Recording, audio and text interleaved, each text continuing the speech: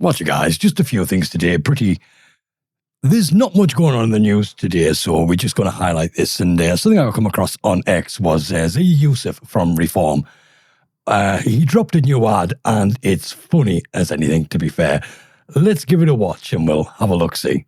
This is Zach Polanski, a.k.a. the Breast Whisperer. Who came to you and said, can you make my breast bigger through hypnotherapy? And you said, yes. But mind over memory is just one of Zach's many mad ideas. As illegal migrants continue to turn up on our shores, Zach and his Green Party say they want Britain to have no borders at all. Now, it's clear that the failed Uni-Party era is over, and there is a battle for the soul of our country between Reform and the Greens. That's why today we announce an important new policy. In order to deport all illegal migrants in Britain, we're going to need to detain tens of thousands at a time. Migrants will not be able to leave these detention centres, and each will be held there for a couple of weeks before being deported. So here's our promise. A Reform government will not put any migrant detention centres in any constituency with a Reform MP. We will not put them where Reform controls the council. And of the remaining areas, we will prioritise Green parliamentary constituencies and Green-controlled councils to put those migrant detention centres. That means areas like right here in Brighton. Put simply, if you vote in a Reform council or a Reform MP, we guarantee you will not have a migrant detention centre near you. However, if you vote Green, there's a very good chance that you will. This way, everyone gets what they vote for. Visit votegreengetilegal.com. Britain is broken. Britain needs reform. Yeah, I'm not going to lie. That is really, really funny, if I'm honest. And can you imagine that? Because all the people who vote Green are the people who are the leftist lunatics. Obviously, you just got to look at the Green Party and, you know, anyone who agrees with any policies from Zach the Plank and, well, it just goes to show you what kind of person they are. Right, I'm sorry, guys. We're going to go through this speech from Keir Starmer. We're just going to pause every now and then and point a few things out. And please bear with me on this. I don't mean to be annoying, but yeah. People are scared. Scared to show who they are in their community. Scared to go to synagogue and practice their religion. Scared to go to university as a Jew, to send their children to school as a Jew, to tell their colleagues that they are Jewish, even to use our NHS. Right, can we just point out, all the things he said there is 100% right. I'm not going to fault that. But what I want to point out is, whose fault is this? To the Jewish people in the country. If you have lived in this country for a very long time, please put in the comments, since when have you been afraid? Have you had sustained attacks? Do you fear for your life every time you go out, say 10, 20 years ago?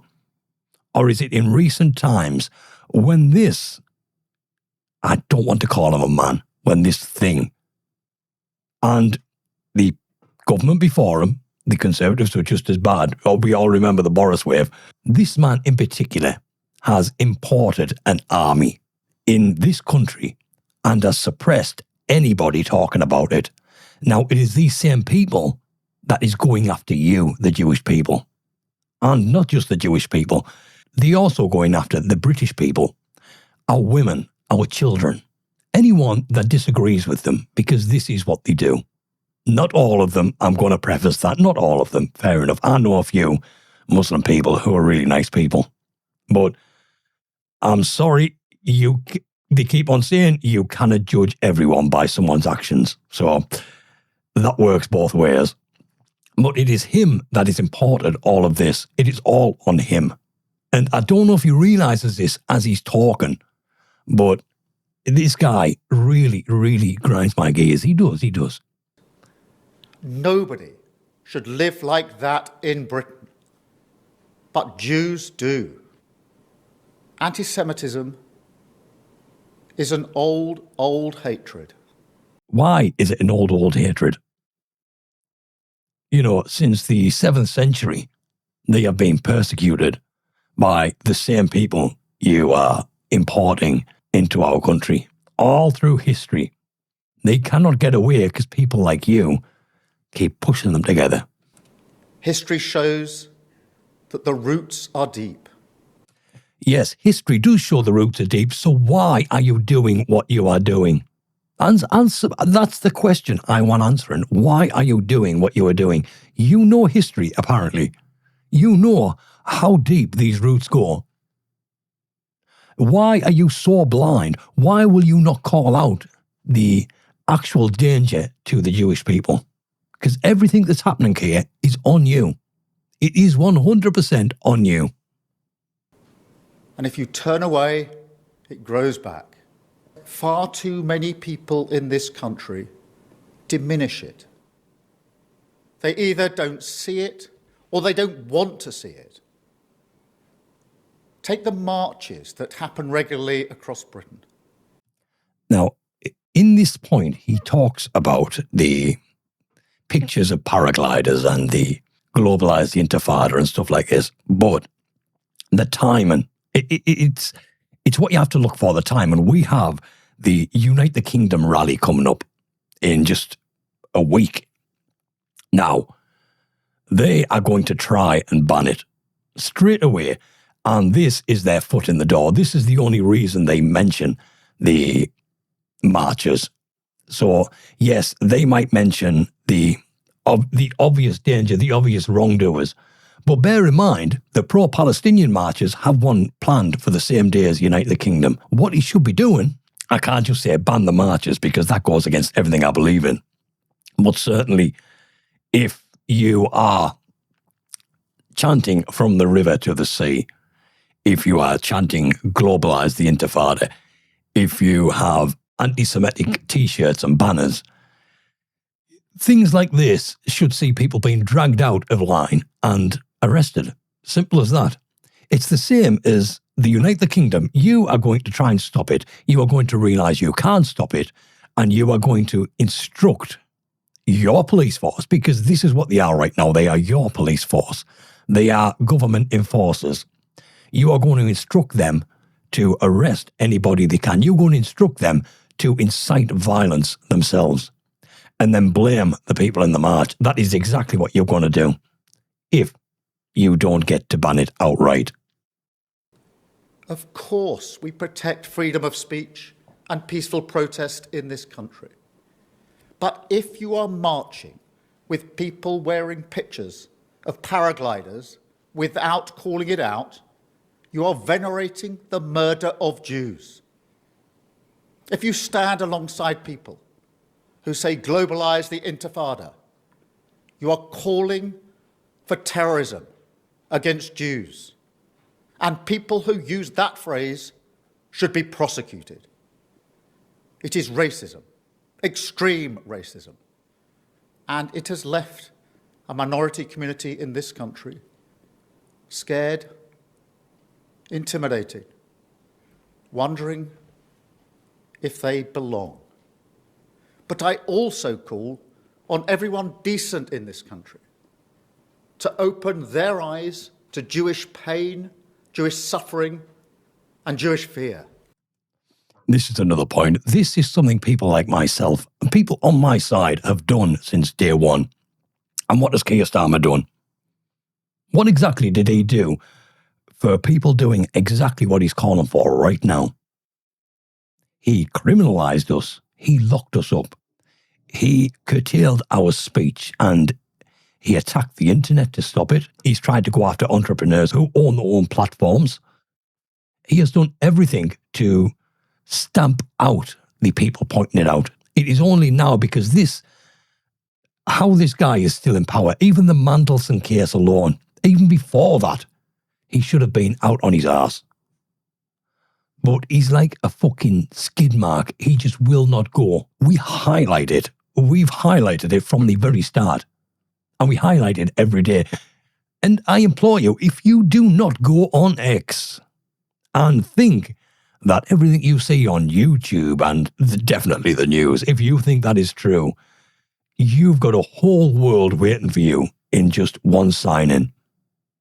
It sounds like a fucking ad for X, doesn't it? It's not an ad for X, but if you think you've got knowledge of what's going on in the world right now, guys, you have no idea. It will be an explosion to your senses and your sense of morality once you start searching X, because X, like it or not, this is why they hate it. It is a platform of free speech. Now, I'm not saying Elon Musk's a good guy. I don't know. Billionaires, I don't trust them. They all have their own motives, don't they? All I can do is judge somebody on their actions. And right now, the actions of certain people are a lot better than the actions of people like this piece of shit. I call on everyone to come together and fight anti-Semitism. And I call on everyone to fight for the decent, respectful, tolerant Britain. Now, that's another thing I'm going to push back on. This whole Britain malarkey, this whole we're a tolerant nation. No, we're not. We used to be. We used to be quite tolerant. But when people like you take the piss out of the good people of this country, then our tolerance turns into anger. It turns into resentment. So right now in the UK, we are not tolerant. We are not inclusive. And you have done that. You know, we were thinking the other day, and looking back to my childhood, I was born in the back end of the 70s and I grew up through the 80s. And I was trying to think of instances of racism. Now, I'm in the northeast of England. So even back then, you know, the diversity it was very rare to see anybody from different backgrounds, unless, and not in a racist way, you were going for a takeout or going for milk on the afternoon in the corner shop. Apart from that, there wasn't that much diversity. And even then, I don't recall racism as you would define racism. I mean, back in the day, yes, the older generation would call them certain words, but not really in a nasty sense from what I remember. Just a descriptive word that might have been deemed later on as offensive. And remember, back in the days, the BBC used to host programs and comedies and sitcoms that did exactly the same thing. When you realise that the way people act, they emulate TV. If they see it on TV, it's fine. As a kid, we would watch TV, and whatever was on TV, we would act and recite it. That's what everyone does on a subconscious level. So just remember, your BBC was all up for this before. But as time moves on, we had the rhetoric of racism, and it was prevalent everywhere because these people, they are pushing racism. They are causing the divide. So with that, you've took a once tolerant nation and you are making this nation very, very racist, because that is what's going to end up happening. We are not tolerant and we are getting sick and tired, and the nation is becoming more and more racist. That's when I say a racist, you can't be racist against an ideology. So it's just their definition of racism nowadays, isn't it? That's what we have, a definition of racism. Anyway, I'm blabbering. That I and millions of people love. Yeah, so that's Keir Starmer with his same old bullshit. But everything he's saying, he seems to gloss over the fact that he is responsible for everything. If there is a danger to the Jewish people, it's because of him. And I always find it funny how we know that the Labour Party are the pedo party. They are pedo protectors. And in my opinion, I think a lot of the Labour members are fucking pedos themselves. That is just my opinion alone. It's not stated as fact, but I believe to myself that a lot of the Labour MPs and Labour members are paedophiles, because it's rampant. It really is rampant. I put a video up before showing you how many Labour councillors and stuff like that were done for paedophilia. So, but where is the outcry for our children? Remember Southport? He will come out there and say the Jewish people are scared. Fair enough. But when you have one of these Islamist fucking nutters going in to a dance recital and murdering innocent little girls. Just innocent children doing nothing wrong, hurt nobody. The nation got angry, and we did get fucking angry. That was, to me, that was one of the most poignant parts of the past 5 years for me. It really made me, I've always been anti-establishment for quite a long time now, but it was that point, because I warned before Labour got in, you do not want Labour, and they were in for less than a month, and then the Southport attack happened, and from that moment he stood on that very same podium and he made the whole of the British people, the English people, the Scottish people, the Welsh people, the Irish people, the enemy. He declared war on us that very day. He did not recognise the fear that the people felt, because he can't recognise the fear because we cannot be the victims. In his eyes, we are the perpetrators. Same as with Wayne Broadhurst. Has he ever been mentioned? We have countless rapes daily, countless child abuse daily. Where is the outcry from him then? Because doing that, he would have to acknowledge publicly that his protected class are the problem and his policies are murdering and raping this country. But when it comes to it, I want to go on to Zia Yusuf and the Reform ad. This was, in my opinion, funny as hell. I will point out a few little bits that worry me about this, especially when you look at the political landscape right now. This is Zach Polanski, aka the Breast Whisperer. Who came to you and said, can you make my breast bigger through hypnotherapy? And you said, yes. But mind over mammary is just one of Zach's many mad ideas. As illegal migrants continue to turn up on our shores, Zach and his Green Party say they want Britain to have no borders at all. Now it's clear that the failed Uni-Party era is over and there is a battle for the soul of our country between Reform and the Greens. That's why today we announce an important new policy. In order to deport all illegal migrants in Britain, we're going to need to detain tens of thousands at a time. Now, when I first seen this, I thought it was AI. I thought it was thingy, but he posted it on his site, on his profile, so I'm assuming it's real. But when did they change their mind about deporting all legal aliens? I thought they were done with that. I thought thingy, but anyway, they seem to have gone back on that. And yeah, it's funny, but I will point out some. Migrants will not be able to leave these detention centres, and each will be held there for a couple of weeks before being deported. So here's our promise. A Reform government will not put any migrant detention centres in any constituency with a Reform MP. Now, this bit here, because like I said, I don't know when they changed their mind about deporting all illegals, because the last I heard, it was not possible to do. But it's the promise they make about not putting these detention centres in a constituency with a Reform MP. Now, we're expecting a Reform wipeout, you know, and yeah, I will acknowledge that the Greens are coming up, and God, it makes me laugh, the people who are behind the Greens. It's septum rings and pink and blue hair, isn't it? But if we expect a wipeout, which means many places of the UK is going to have a Reform MP. So using this promise, if they break the promise of detaining and deporting all the illegals, they can then say it's because we don't have detention centres because we promised not to put them in constituencies with a Reform MP. I'm just saying. I'm not saying that's going to be the case. There are going to be places in the UK that are not held by Reform. But when you consider how many detention centres we would need, in 2 days, I think we had 800 people coming across in small boats. 800 people.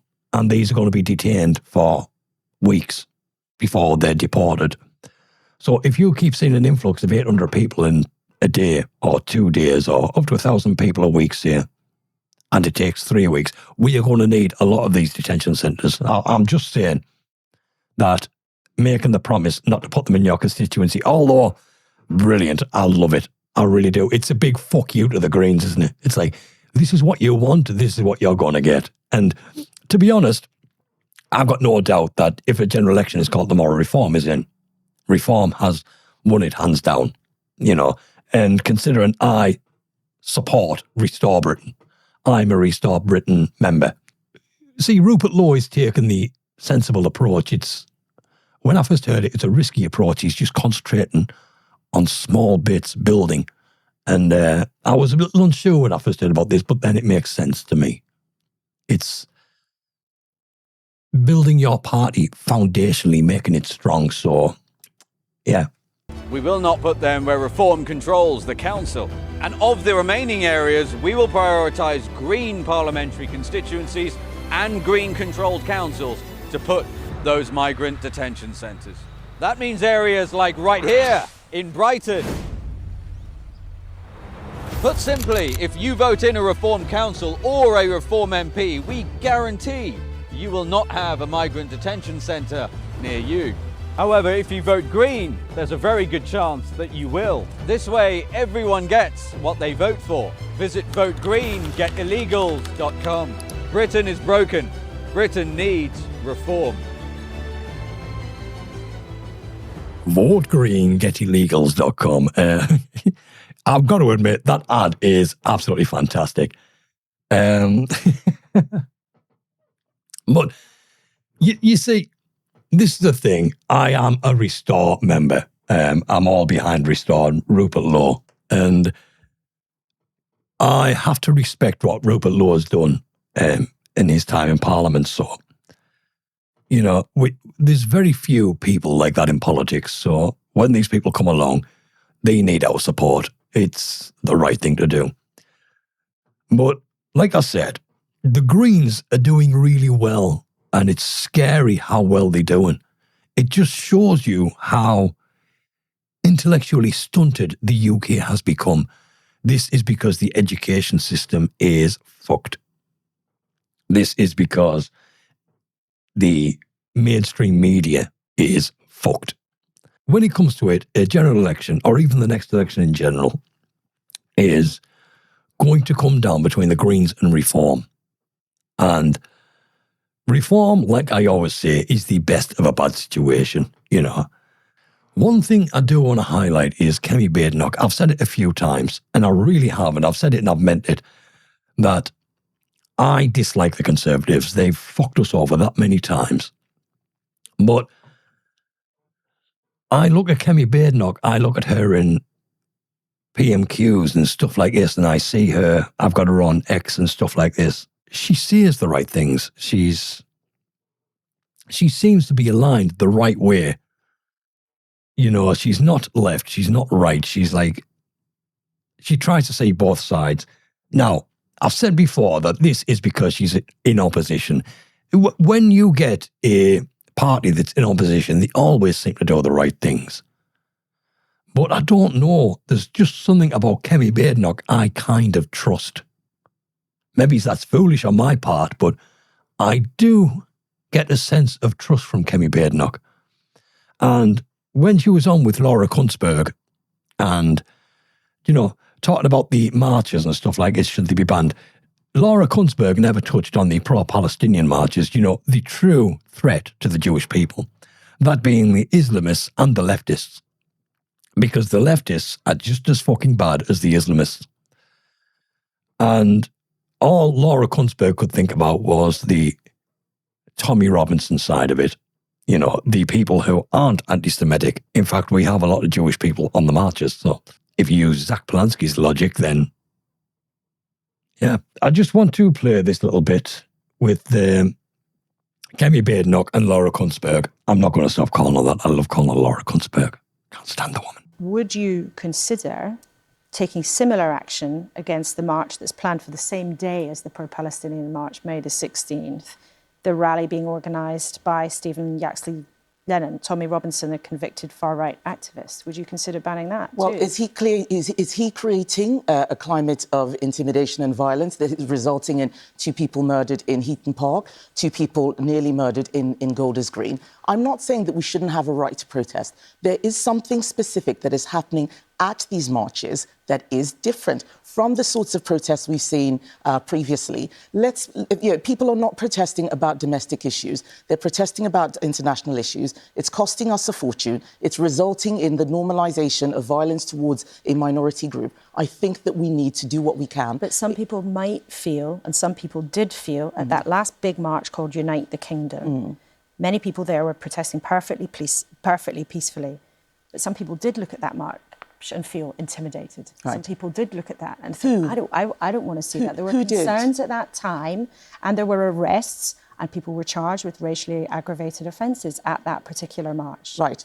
This is exactly what I'm talking about. You haven't been able to say who that was targeted against. I am saying that there is something very specific happening to Jewish communities. Their primary schools have security guards outside them. I go to Jewish primary schools. These are little children that are worried about being hurt and attacked. Gale's Bakery, a bakery being graffitied, Jewish businesses are being smashed up. I'm not saying that the Kingdom March is perfect. I'm saying that something specific is happening here, and we need to look at it. We keep doing this whataboutery every time, I'm just asking you the question because it's interesting, because the marches are planned for the same day. That's why it's an interesting thing to discuss. One of those marches has slogans like "Globalize the Intifada," "From the River to the Sea." I couldn't believe that Zach Polanski actually said that was okay. Those words are not okay. And should they be outlawed, as the Prime Minister has suggested? So when the Prime Minister says something that is good, I completely support him. I think that now is the time. What is it that we're waiting for? What are we waiting for? Is it for millions of people to be hurt? Is it for more and more murders? Enough is enough. It's time to put a moratorium on these marches. Of course we believe in free speech. Of course we believe in the right to protest. But these are no longer protests. They are now being used as a cover for anti-Semitic activity. And I think that is something that the state needs to step into. And there you go. Do you see what I mean? Kemi Badenoch is making all of the right moves. And look, I'm not saying that the Conservatives will get my vote, far from it.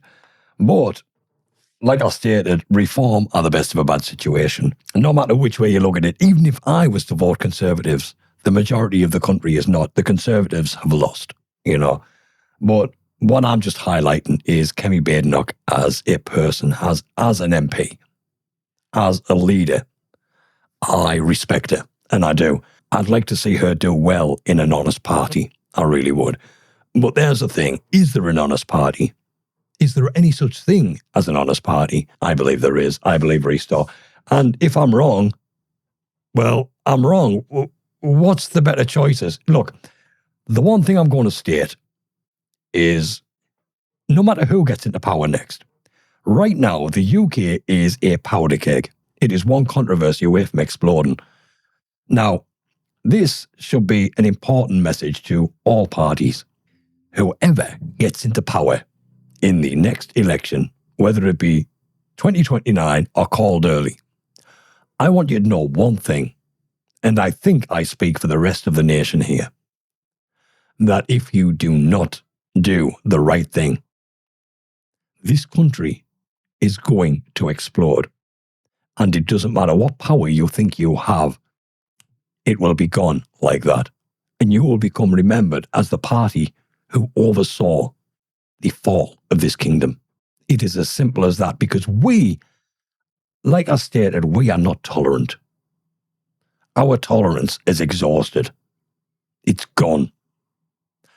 So, whoever gets into power, and obviously I'm talking to Reform, Restore, and the Conservatives. Everyone else doesn't seem to matter.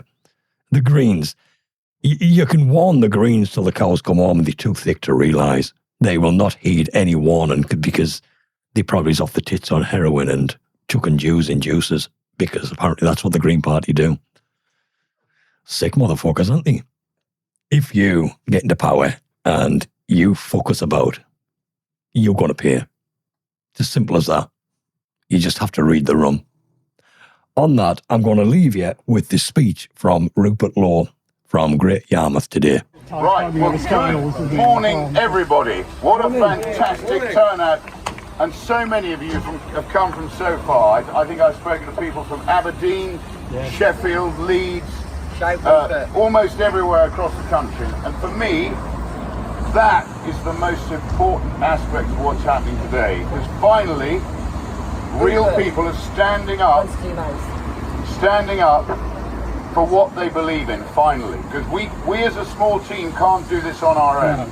So for me, it's incredibly uplifting to see all of you actually coming out from your homes, making a real effort. And we're going to show, hopefully today, how local people can take control of their own local democracy. So we want to win and show the model bottom up. My job will be to win top down. If we can start that process today, I know there are other people who are setting up branches, so hopefully we can collectively go and help them when the time comes. So this is arguably the most exciting day of my life, to see you all here making a huge effort, because if we don't, I fear we're going to lose the country we love by 2029. So I don't think we got that long. I may not have that long anyway. I'm 68, so I'm living on borrowed time anyway in a couple of years. But I want to say what's so important, and all have raised a very, very important issue, is what's been happening across Britain. And it will have been happening in everybody's constituency, under their noses. And that is what's been happening with the Pakistani Muslim rape gangs across Britain. It's not just in little silos, it's not just in Rotherham, in Oldham, in Bradford, in Rochdale, it's everywhere. And our report will be coming out soon. And frankly, anyone who can vote Labour after our report comes out has rocks in their head, because they have put their power and their election through the Muslim bloc vote ahead of the welfare of white working class English girls who've been groomed and systematically abused over the last 50 years. And the authorities have done nothing. And it will have been happening under your noses, under my nose.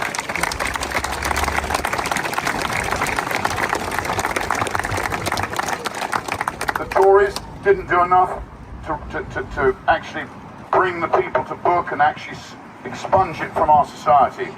So in the end, it's not the Reds and the Blues who are going to rescue us, it's real English and British people. And you coming here today gives me immense heart that I should continue doing what I'm doing in Parliament. We have to do it. We have to do it locally, and we have to do it nationally. So it's a team effort. Hopefully this is going to reflexively grow across the country. And if we all do this, the little minority of people who are leading us badly will not be able to continue in power. But it's got to come from people power, and this is the beginning of it. So,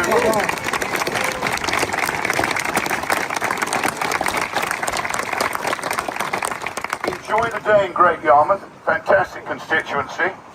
I will be patrolling Gorson Beach. If any of you are caught in your swimmers, you're in trouble. So please enjoy the day. It's fantastic to see you all. I think Alistair and my team have organised things fantastically well, as they always do. It's mainly them, not me. So enjoy it, talk to people.